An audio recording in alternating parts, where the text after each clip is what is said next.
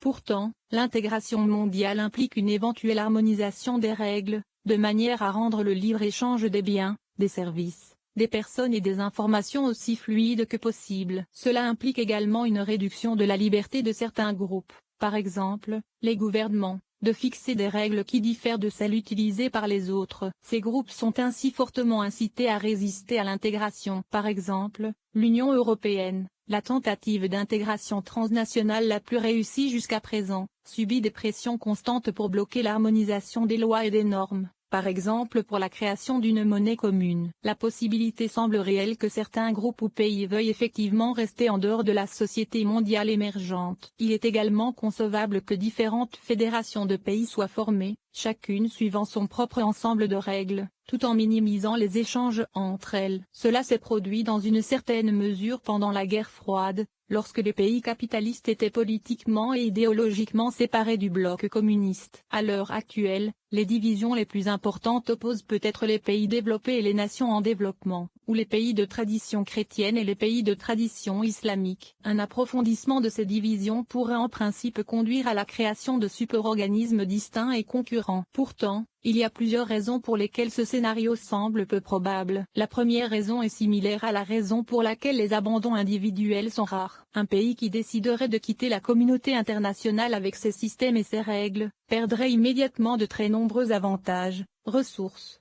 produits, services, informations, nouvelles technologies, solidarité, etc. Cela ralentirait considérablement, voire inverserait, son développement par rapport aux autres pays. Ceci peut être illustré par le sort des États parias, comme l'Irak, la Corée du Nord ou l'Albanie avant la chute du communisme. Ce retard croissant inciterait de plus en plus le régime à modifier ses politiques. Les effets négatifs de la déconnexion du reste du monde pourraient être atténués si un grand nombre de pays décrochaient ensemble, formant un bloc rival. Toutefois, la guerre froide a montré que deux blocs concurrents, même s'ils semblent à peu près équivalents en termes de taille, de ressources ou de puissance militaire, ont peu de chances de rester au même niveau de développement. Le progrès économique et technologique étant un processus exponentiel en constante accélération, de petites différences dans les conditions initiales ou la vitesse de développement entraîneront des écarts croissants, jusqu'à ce qu'il devienne clair pour tous qu'un bloc est plus performant que l'autre. Cela exercera une pression croissante sur le bloc le moins performant pour qu'il s'ouvre vers le plus performant, afin d'assimiler ses succès. Une deuxième raison pour laquelle une scission du superorganisme semble peu probable est l'effet homogénéisant de la communication mondiale sur les préférences et les normes. Si les gens doivent choisir entre des alternatives concurrentes, mais de valeurs similaires, ils ont tendance à choisir celle qu'ils rencontrent le plus souvent. Cela renforce l'avance de la plus courante, dans une boucle de rétroaction positive, la loi des rendements croissants, qui élimine rapidement toutes les alternatives sauf une verrouillage, voir Arthur, 1989. Dans une situation où la communication entre les groupes est limitée, cela peut conduire à des normes différentes dans les différents groupes. Confé-Campbell, 1982, Eligen et Campbell, 1995. Mais à une époque de communication rapide et globale, tous les groupes auront tendance à converger vers une norme unique en un temps assez court. La troisième raison est que les valeurs fondamentales qui sous-tendent les différents systèmes politiques et éthiques sont effectivement universelles. Le scénario ci-dessus suppose que les options concurrentes ont à peu près la même valeur, par exemple, les normes VHS et Betamax pour la vidéo. Mais que se passe-t-il si des cultures ou des groupes différents sont en désaccord sur des valeurs fondamentales? Par exemple, certains pays considèrent que la peine capitale est intrinsèquement barbare, tandis que d'autres estiment que certains crimes doivent être punis de mort. De telles différences ont conduit les penseurs postmodernes à affirmer que les valeurs sont intrinsèquement relatives ou dépendantes de la culture, et qu'il ne peut donc y avoir de mécanisme rationnel pour parvenir à un consensus. Même si l'on oublie le mécanisme irrationnel des rendements croissants évoqué plus haut, il existe de bonnes raisons de parvenir à un consensus. Bien que différentes religions et idéologies puissent être en désaccord sur certaines choses concrètes à faire ou à ne pas faire, comme les tabous contre la consommation de porc, respectivement contre la consommation de bœuf, la plupart de leurs valeurs fondamentales sont partagées. Tous les systèmes éthiques condamnent le meurtre, le vol, le viol, le mensonge, l'inceste, etc. D'un point de vue positif, les personnes de toutes les cultures sont fondamentalement d'accord sur la valeur de la santé, de la richesse, de l'amitié, de la connaissance, de l'honnêteté, de la sécurité, de l'égalité, de la liberté, etc.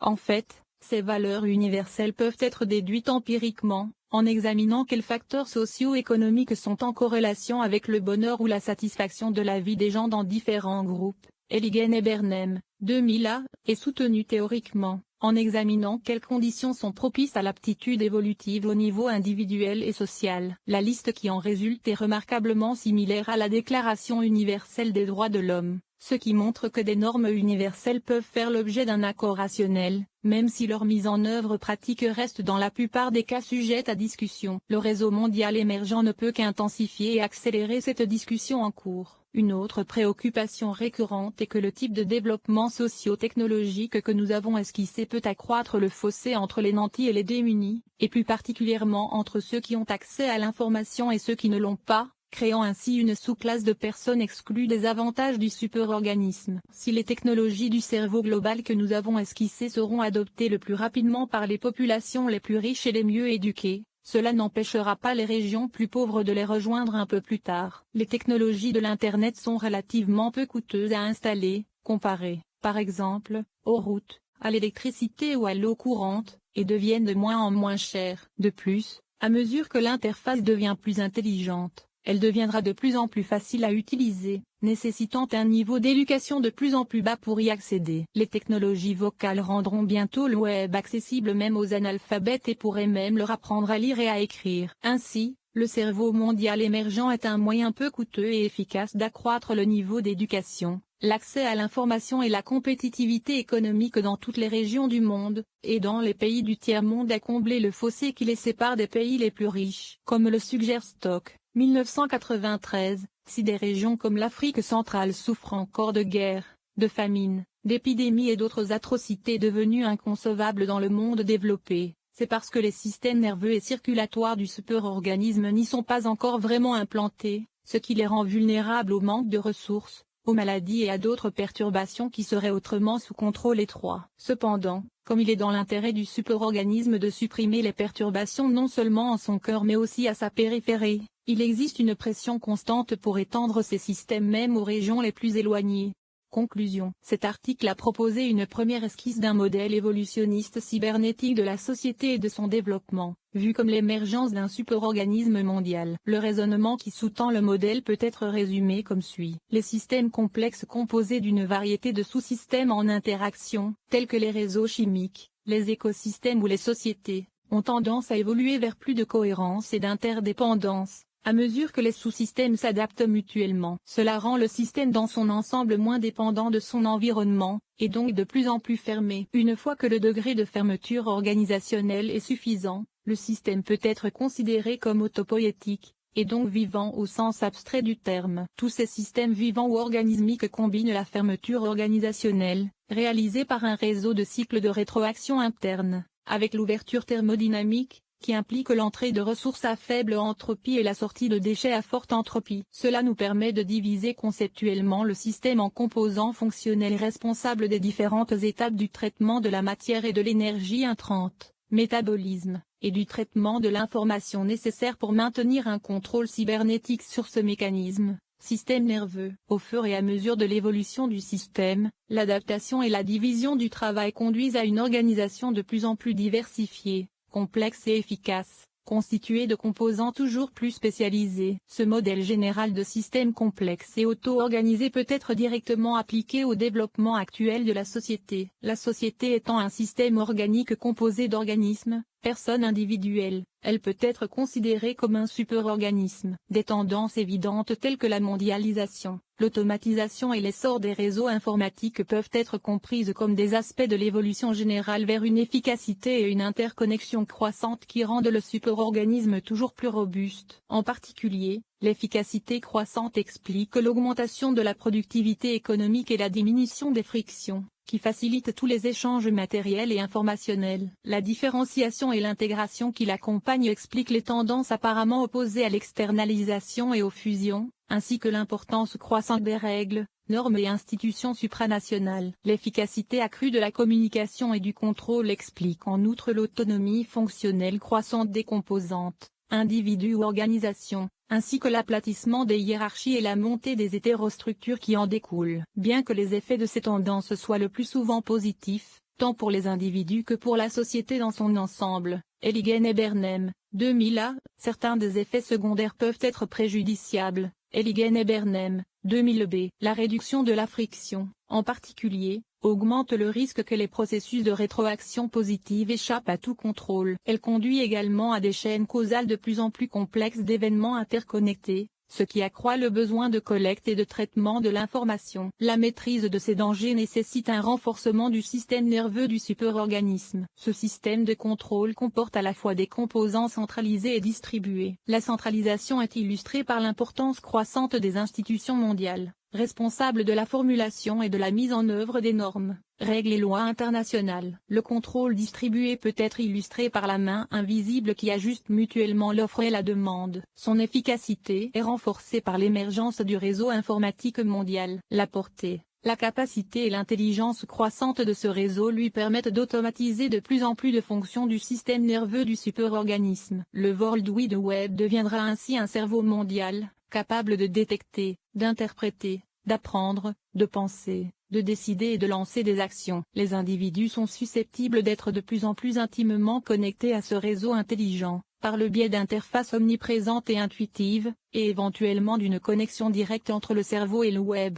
La vision traditionnelle de la société comme un organisme est controversée, car elle semble impliquer une restriction de la liberté et de la diversité, et une subordination des individus à un collectif sans visage. Collectif sans visage. Le modèle actuel, en revanche, considère le superorganisme émergent comme une étape supplémentaire dans l'émancipation de l'humanité, augmentant l'autonomie individuelle, la diversité et les diverses libertés de choix, de mouvement, d'éducation, de carrière, d'expression, et ce tout en diminuant le pouvoir des gouvernements, des entreprises ou de dictateurs de contrôler la société à leurs propres fins. Tout en réduisant le pouvoir des gouvernements, des entreprises ou de dictateurs de contrôler la société à leurs propres fins. L'intégration des individus et des organisations dans un super système efficace et cohérent nécessitera toutefois l'adoption d'un certain nombre de normes et de règles universelles pour l'échange de biens, de services et d'informations. Cependant, en raison de la plus grande flexibilité et efficacité d'un système auto-organisé,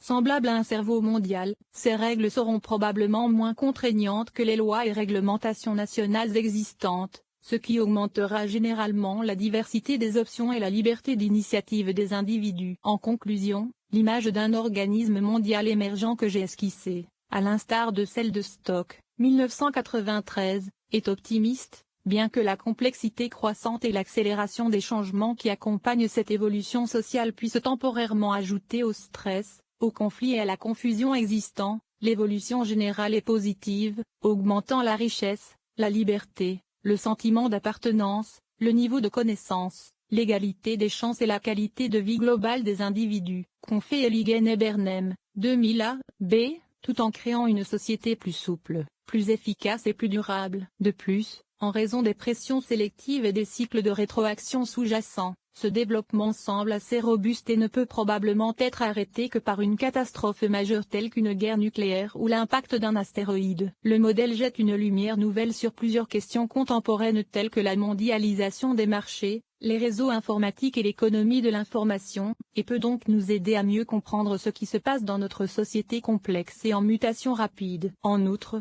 il fait un certain nombre de prédictions générales et qualitatives, telles que la poursuite de la réduction des frictions, la restructuration des organisations, l'amélioration à long terme du contrôle de l'économie, l'augmentation de l'efficacité de la production, du traitement de l'information et des services, une plus grande intégration et différenciation dans le système socio-économique mondial, et l'émergence d'une intelligence collective sophistiquée pour la prise de décision et la résolution de problèmes, soutenue par le réseau informatique. On peut se demander dans quelle mesure un véritable modèle organisationnel est vraiment nécessaire pour expliquer ces évolutions. La plupart d'entre eux pourraient probablement être dérivés d'une théorie évolutionniste ou développementale plus faible de la société ou de la mondialisation. La force du modèle de superorganisme est qu'il permet une analyse très détaillée, en zoomant sur des composants fonctionnels spécialisés, tels que le système immunitaire, le distributeur ou l'associateur, qui n'ont pas d'équivalent évident dans les systèmes non vivants. L'application de la logique générale de l'évolution des réseaux à chacune de ces fonctions nous permet de produire des prédictions spécifiques, comme la création d'un système immunitaire informatique,